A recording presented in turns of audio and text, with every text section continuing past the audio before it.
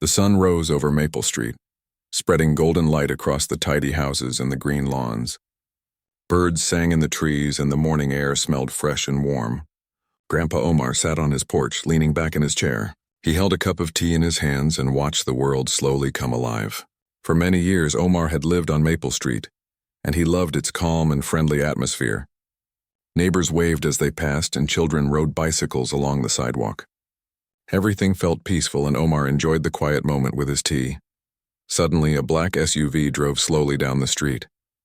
Its engine was quiet, but the vehicle moved with a certain confidence, as if it belonged to people with power. Omar squinted at the SUV. 3 men stepped out. They were wearing crisp suits, polished shoes, and sunglasses. Each of them carried a clipboard. On their belts, small badges glimmered in the morning sunlight. Maple Street Homeowners Association, the tallest man said, his voice sharp and confident. "We are here to inspect your property." Omar frowned. He had never heard about any inspection today. "I don't recall any scheduled inspection," he said carefully. The men ignored his words. One of them stepped forward onto the porch without asking. "You are in violation of several regulations," the man said, pointing at Omar. "Fines are due immediately. If you do not comply, we will take further action." Omar raised his hands in surprise. "I do not owe anything. You are not real officers." The tallest man laughed, a loud and cruel laugh. "We are very real. Do not test our authority." Before Omar could react, the man shoved him. Omar lost his balance, his chair fell backward, and he tumbled to the ground.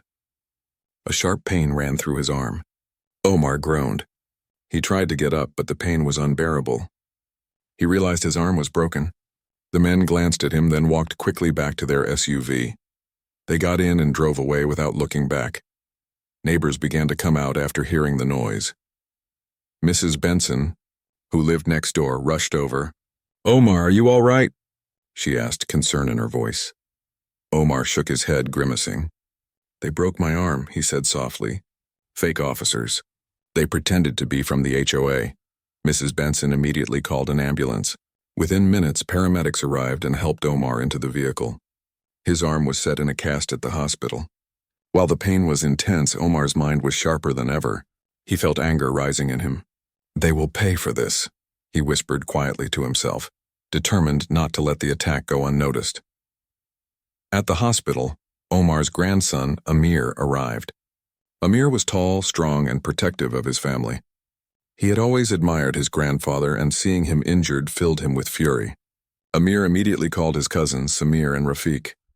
"You will not touch my grandpa and get away with it," Amir said over the phone, his voice firm. Samir's response was calm but dangerous. "We will make sure they regret it," he said. Rafiq, the quietest of the 3, added, "We need to know exactly who they are and where they live. We cannot act without information." That evening, the 3 cousins met at Omar's house. The street was quiet under the glow of the moon. They sat in the living room and went over every detail of the morning's attack. They discussed what the men looked like, the car they drove, and the words they had said. Every piece of information was important. "We need a plan," Amir said, his eyes serious. "We cannot just charge in blindly. They are dangerous and prepared to hurt anyone who gets in their way." Samir leaned against the wall, cracking his knuckles. "We know the neighborhood. We know the streets and the people. That is our advantage. They do not belong here. We do." Rafiq was already using his phone to search online. If they are fake HOA officers, they must have left some record. Maybe online or in some business listing. We can track them if we are careful. Hours passed as the cousins worked together. They stayed calm, collected, and focused. They discovered that the men had no connection to the real Maple Street HOA. Their names were fake. The badges were false. They were scammers who targeted older residents, trying to intimidate them and steal money. "They are not real officers," Rafiq said. "They are criminals hiding behind fake authority. But they will not get away with it. We can stop them." Amir nodded, his face set with determination. "Tomorrow we begin. Grandpa's justice will be served. We will make sure they cannot harm anyone else." Grandpa Omar, lying in his hospital bed, watched his grandchildren. He felt pride mixed with worry. "Be careful," he said, his voice weak but firm. "Do not put yourselves in danger, but make sure they regret ever touching my family." The cousins sat together in the living room that night. The street outside was quiet. But inside, the atmosphere was filled with planning, determination, and the quiet intensity of revenge. They prepared tools, made notes, and imagined how they would confront the fake officers. Every detail mattered, and they discussed every possibility, from catching the men by surprise to gathering evidence to protect their family and neighbors.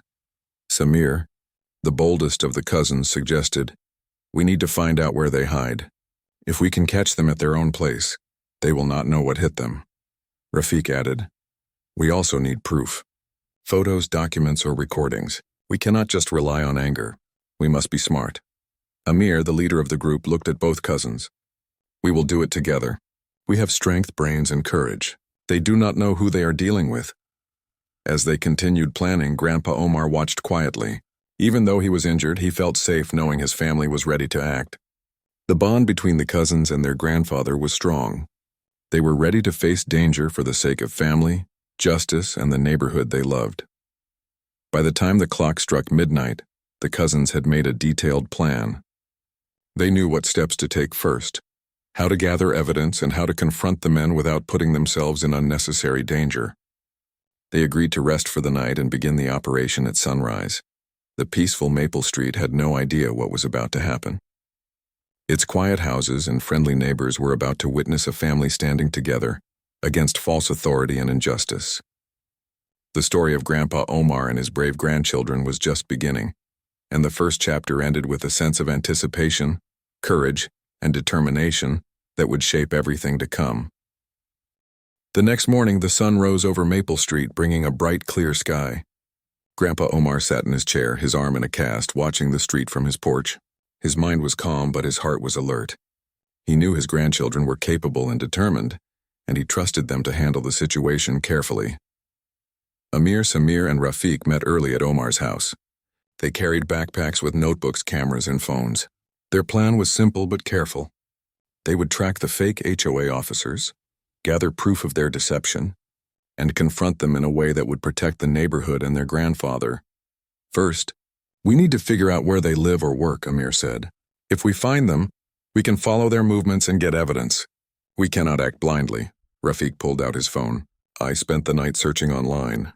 I found a few possible addresses connected to their names. They seem to be using fake businesses and fake emails. It is tricky, but I think I can trace them if we watch closely." Samir smiled. "Perfect. Then tonight we go for a small reconnaissance. We see who is there, what they do, and make a safe plan for the next step." They spent the day observing the street and surrounding areas without leaving a trace. Amir and Samir took turns keeping watch while Rafik used his phone to track online activities. They noted the black SUV that had attacked Grandpa Omar. It was registered under a different name, which confirmed the men were using false identities. By evening, Rafik had identified a small office building on the edge of town. It was poorly maintained with a faded sign that read, "Home Services Solutions." It appeared official at first glance, but closer inspection showed that it was fake. No real employees worked there, and the phone numbers often went to voicemail. "This is where they operate," Rafik said. "They probably plan their scams from here. If we observe tonight, we can see their patterns." The cousins agreed to wait until nightfall. They drove slowly past the building, parked a few blocks away, and watched through binoculars. A few people came and went, always wearing suits and carrying clipboards. Some cars pulled up and left quickly. The cousins realized that the fake officers targeted specific neighborhoods, probably choosing older residents or those who lived alone. "They are organized," Samir whispered. "They know how to act official, but we can catch them if we are patient." Hours passed as the cousins watched quietly. They took notes and photographs without being seen. They observed the three men from yesterday, the tallest one who had shoved Grandpa Omar, the one who had spoken harshly, and a third man who seemed more careful and observant. Amir noticed that one of the men often checked a small notebook. "They have a list," he said. "They plan carefully who to target next." Rafik nodded. "We need to see the list. It could show other victims and we can stop them before they cause more trouble." After midnight, the men left the building, heading into their black SUV. The cousins followed at a safe distance. The SUV drove slowly, stopping at various streets. Amir guided them through narrow lanes, careful not to lose the vehicle or attract attention. Finally, the SUV stopped near an older part of the city. The men got out, spoke quietly with a resident, and handed over a small envelope. The cousins watched from a distance. They saw the men laughing quietly, confident in their false authority. "They are still scaring people," Samir said, his voice tight with anger. "We have to stop this. We cannot let them harm anyone else," Amir agreed. "We need to report what we see, but we also need to plan how to confront them safely. If we go too early, we could be in danger. We have to be smart." Over the next few days, the cousins continued observing. They discovered the men had a predictable routine. They returned to the office in the morning, drove in their SUV to neighborhoods in the afternoon, and then returned by night. They noticed that the tallest man was always the most aggressive, while the other two were careful and quiet. Rafiq started collecting evidence online. He saved images, emails, and fake documents the men had posted. "We need proof for the authorities," he said. "We cannot just rely on anger. If we have evidence, we can stop them legally." Samir nodded. "I will check the neighborhoods they visit. We might warn potential victims in advance. We can protect people while waiting for the right moment." Amir looked at both cousins. "We are doing well. We are careful, smart, and united. That is why we will succeed." During their surveillance, the cousins noticed something unexpected. The men sometimes met with other individuals who also wore suits but did not carry clipboards. It seemed like the fake officers had a network. This made the plan more complicated, but the cousins did not lose hope. "We have to assume they are prepared for trouble," Samir said. "We need to stay one step ahead." Rafiq analyzed the pattern. Their network is small but organized.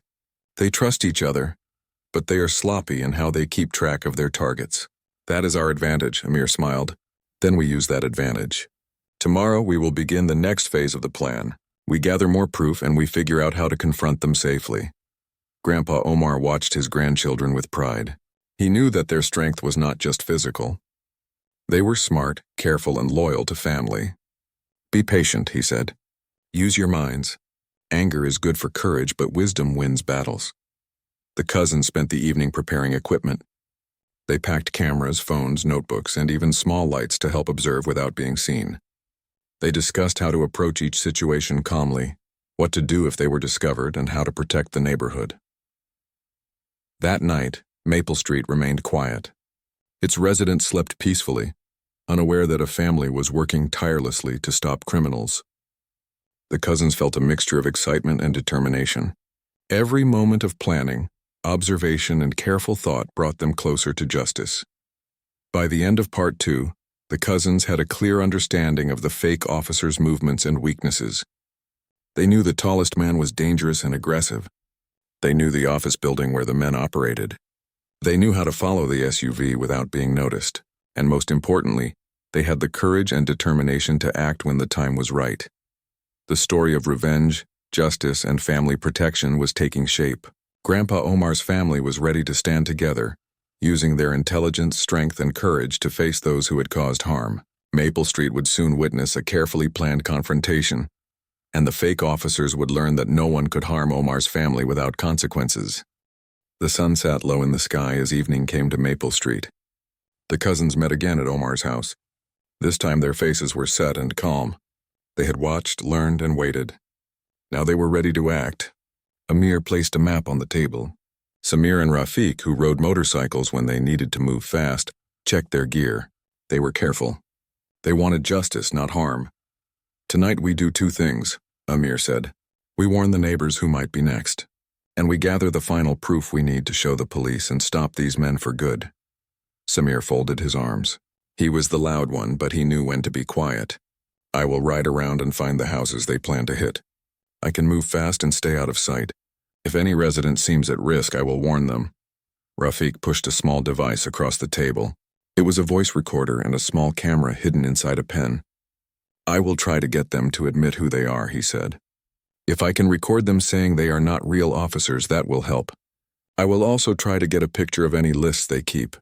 Omar watched his grandchildren prepare. He worried for their safety, but he felt proud. "Be careful and be wise," he told them. "Courage and caution together will win this." The cousins split up. Samir put on a jacket and rode his motorcycle softly down the street. He kept a safe distance from the fake officer's SUV and watched where they went. He followed them as they left the city toward a row of small houses. He slowed near a house with a porch light on. An older woman sat at her table, nervous. Two men in suits spoke with her, showing a fake badge and a clipboard. Samir watched from the shadows.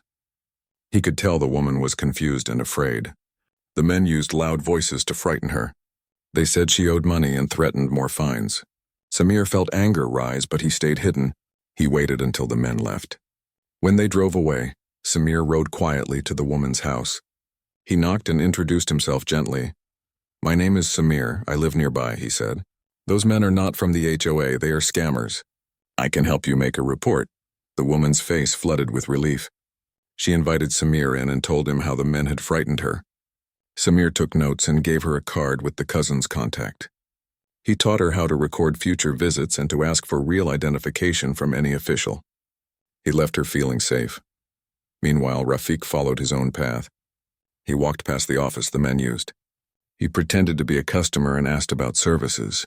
One of the men greeted him with a smile and handed him a brochure. Rafiq's heart beat fast, but he kept his voice steady. "Do you work for the local HOA?" Rafiq asked casually. The man answered with the same confident voice he had used on Omar. He claimed to be an inspector and spoke of fines. Rafiq kept the conversation short and moved on.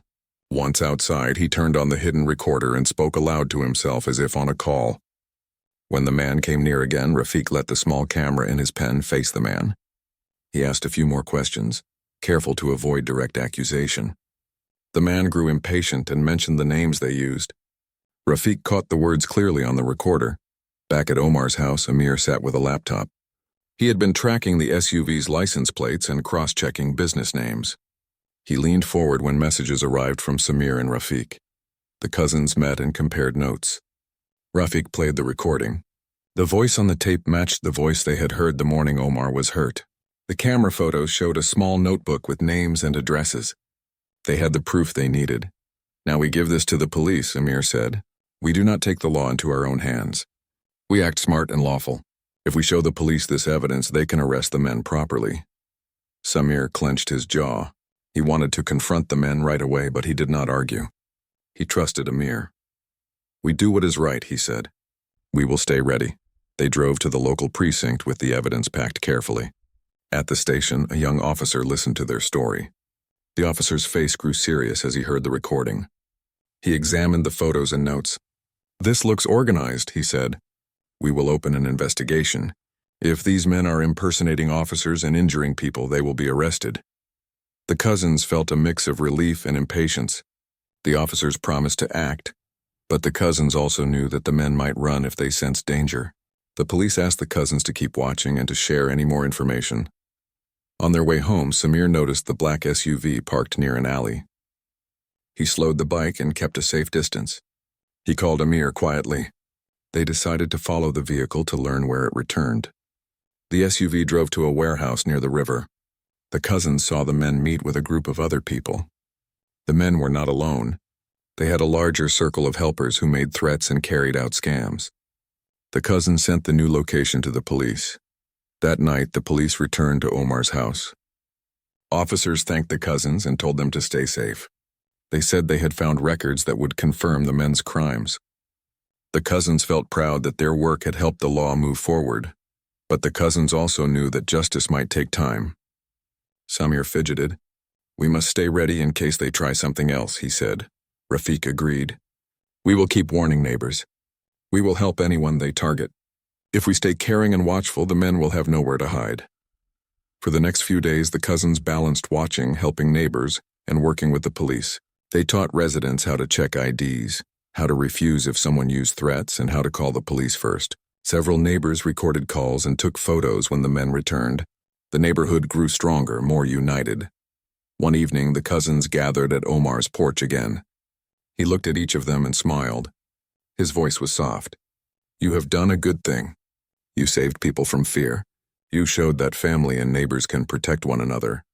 Samir touched his grandfather's hand. "We only did what was right, Grandpa. We will not let anyone harm our home." Amir looked at the sky. Though they had turned evidence over to the police, they remained alert. They still rode their bikes at night to look out for trouble. But now they did it with the support of the community and the law. Their plan had moved from personal revenge to a safer push for justice. In the days that followed, arrests were made. The police moved quietly and brought several men in for questioning. The cousins watched from a distance as officers entered the warehouse and took records away. The men could no longer walk freely through the streets of their town. The victory felt real, but the cousins did not celebrate loudly. They kept helping neighbors, repairing fences, and bringing food to Omar. The sound of motorcycles was a calm reminder that they were ready to protect their own, but they rode with respect for the law and for the safety of others. Maple Street slowly returned to its gentle rhythm. Lights shone on evening porches. Children played on sidewalks. Omar sipped his tea and watched his family with pride. He knew the work of the cousins had shown something important. They had used courage, planning, and care to protect people who could not always protect themselves. The sun rose again over Maple Street. The cousins stood together, quiet but strong. They had started with anger, but they had learned to turn that anger into action that helped everyone. Their plan had worked because they were brave and wise. The battle was not only about stopping the fake officers. It was about keeping a neighborhood safe and showing that family and neighbors could stand together against fear. Maple Street was quiet as the sun set. The soft glow of street lamps reflected off the pavement, creating long shadows. Grandpa Omar sat on his porch, his arms still in a cast, sipping tea and watching the evening. He felt calm, but his heart knew the family's work was not yet complete. The fake HOA men had been caught by the police, but there were still pieces of the puzzle left. Some of their associates had not been found, and the neighborhood needed full protection. Amir, Samir, and Rafiq met again at Omar's house. Their faces were serious, full of focus and determination. The cousins had been preparing for this night for days. They had collected every piece of evidence, watched the movements of the fake officers, and coordinated with the police. Tonight, they would make sure the threat was completely removed. Amir spread out a map of the city. "We know the warehouse where some of the men hide," he said. "We also know which neighborhoods they targeted. Tonight, we help the police secure the area and ensure no one else is in danger." Samir nodded. "We ride the streets, stay in communication, and guide the officers safely. If any men try to escape, we can block the roads and help the police without getting close to danger ourselves." Rafiq checked his camera and recorder one more time. "We will keep documenting everything. The more evidence we have, the stronger the case will be. We also need to record any attempts they make to intimidate neighbors again." The cousins split into positions. Samir and Rafiq mounted their motorcycles, while Amir drove a car slowly down the main street. They communicated through small radios, quietly coordinating their movements. The warehouse was on the edge of the city, surrounded by tall walls and a few dim lights. From a safe distance, they watched the black SUV pull into the warehouse yard. The tallest man and his two associates got out. They seemed confident, unaware that the cousins and the police were observing. The cousins noticed two other men they had not seen before. These were likely helpers or associates. Amir whispered, "This is it. We guide the police now. We make sure everyone is safe, and we make the arrest without anyone getting hurt." Soon, unmarked police cars arrived quietly, surrounding the warehouse. The cousins stayed hidden but within sight. The officers moved in a coordinated formation. The men inside the warehouse looked surprised when they saw the police vehicles. Panic began to appear on their faces.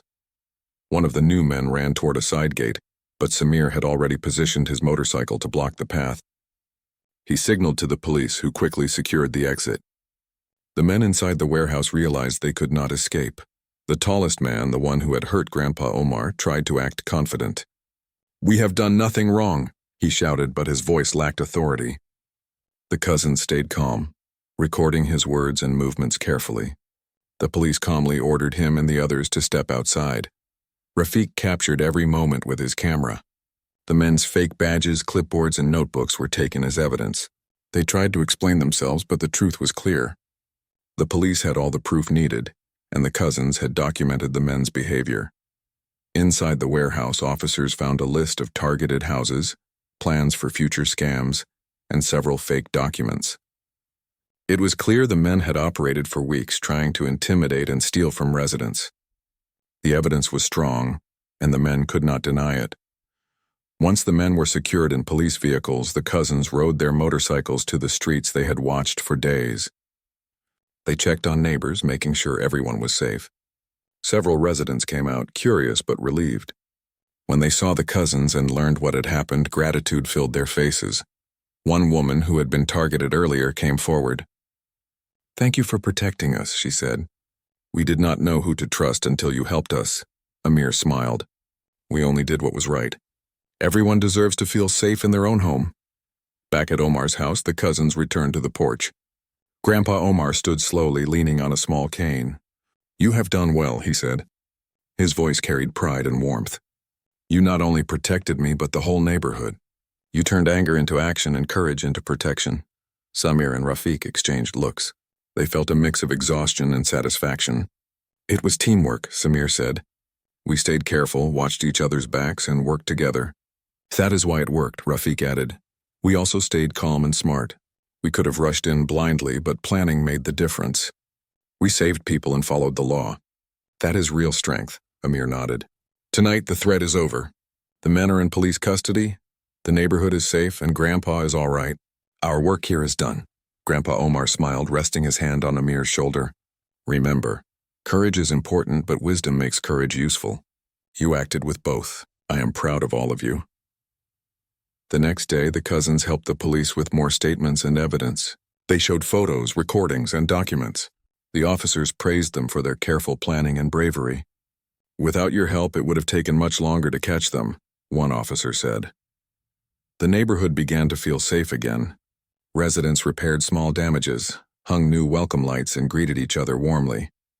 The story of the cousins' efforts spread quietly but surely. People admired the courage of the young men who had protected their community without using violence recklessly. In the evenings, Omar's porch became a meeting place for neighbors. They discussed ways to stay alert, check identification, and support each other. Omar's family had shown that standing together made a neighborhood strong. The cousins guided these meetings, sharing lessons from their experience. Even as life returned to normal, the cousins remained vigilant. They knew that safety required care and attention. Amir continued to watch the streets. Samir continued his rides through the neighborhoods, and Rafiq kept records and stayed aware of suspicious activity. They were always ready, but they no longer acted from anger. Their actions came from a place of protection and responsibility. One evening, as the sun set and the sky glowed orange and pink, the cousins sat on Omar's porch. Grandpa Omar leaned back in his chair, smiling. "You have done more than I ever expected," he said. "You have protected your family and your neighbors. That is the true meaning of strength." Samir laughed softly. "We only wanted to help, Grandpa. And we wanted to make sure no one else went through what you did." Rafiq added, "We also learned that careful planning, patience, and teamwork matter more than rushing into action. We can protect and serve in many ways." Amir looked at the street, calm and steady. "Tonight, Maple Street is safe, and we will keep it that way.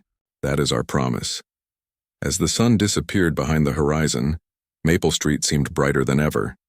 The houses, the lawns, and the streets reflected safety, hope, and trust. The story of Grandpa Omar and his courageous grandchildren had become a lesson for the entire neighborhood. They had faced danger, stayed smart, and acted with heart. They had turned a painful attack into a story of courage, protection, and justice.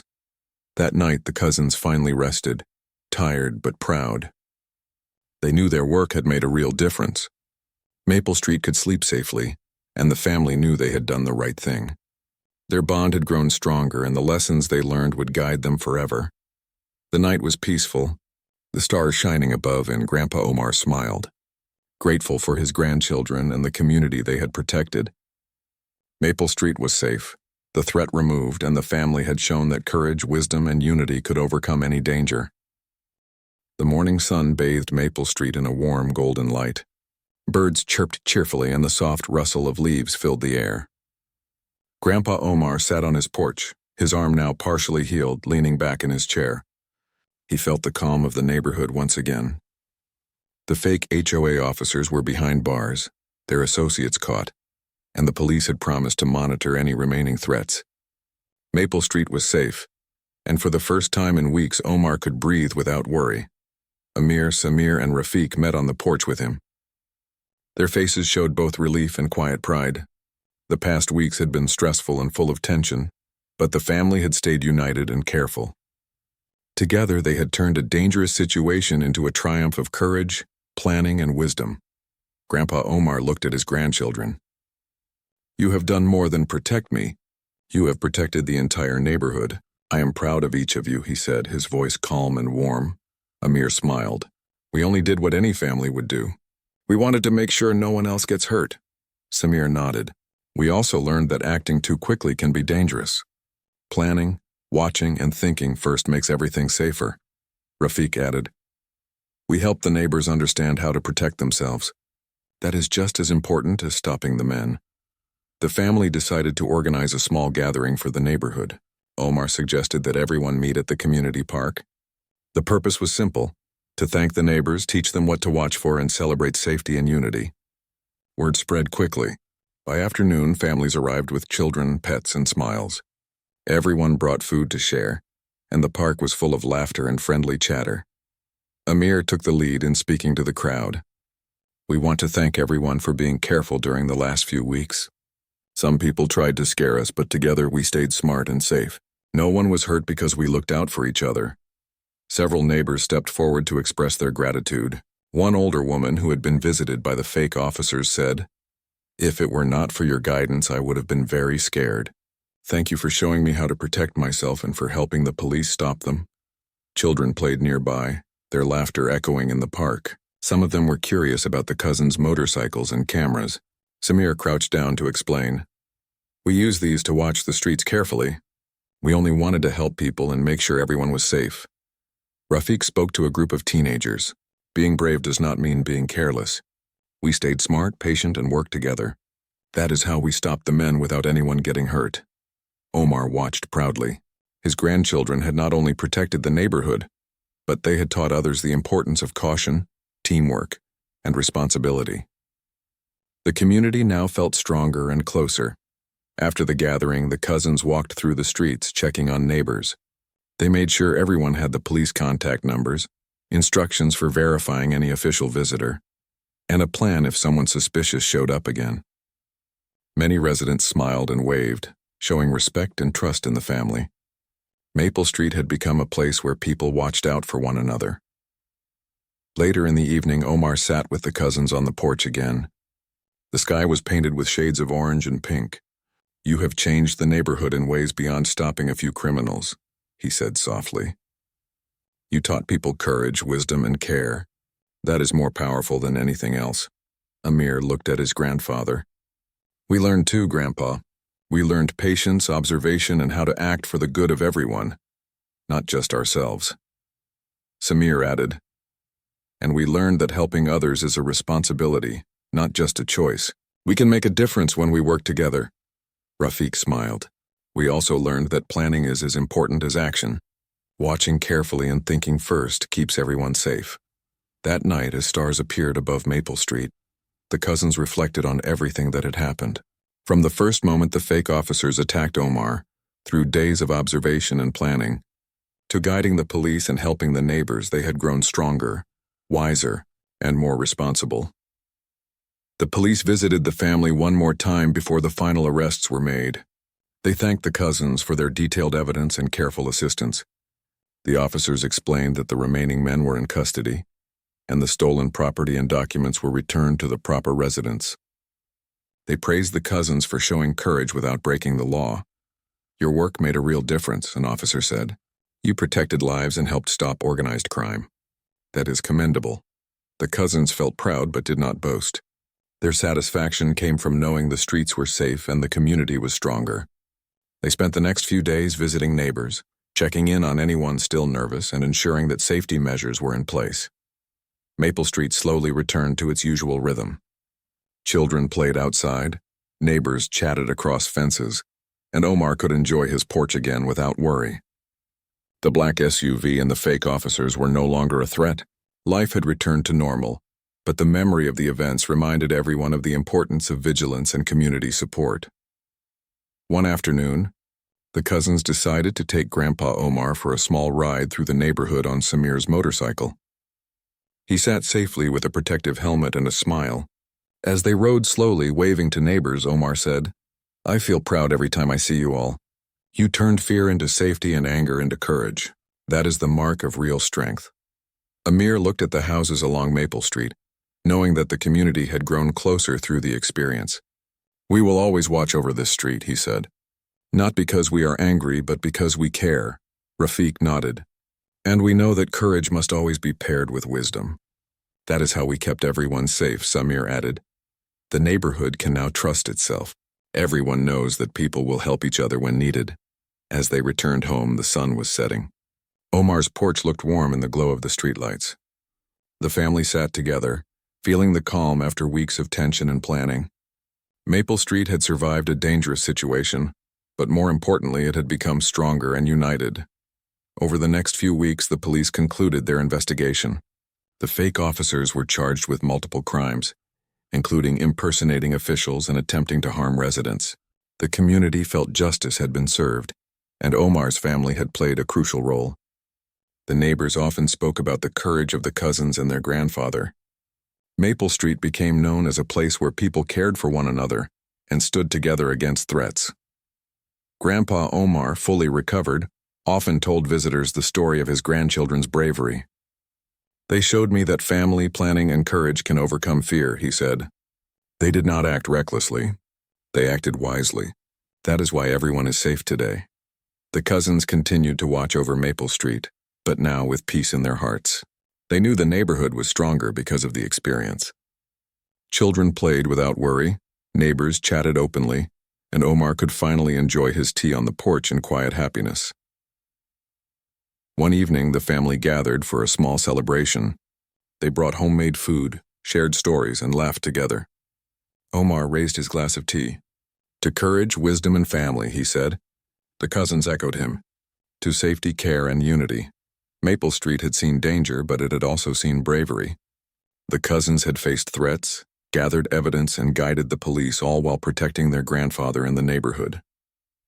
They had turned a painful attack into a story of courage, justice, and hope. As the stars shone above, Maple Street rested peacefully. Grandpa Omar, Amir, Samir, and Rafik felt calm, proud, and ready for the future. They had learned that courage without wisdom could fail, and that planning, care, and unity could overcome any threat. The story of Maple Street, the fake HOA officers, and the brave family had reached its happy ending. The neighborhood was safe, the family was stronger, and life was full of hope and warmth once again.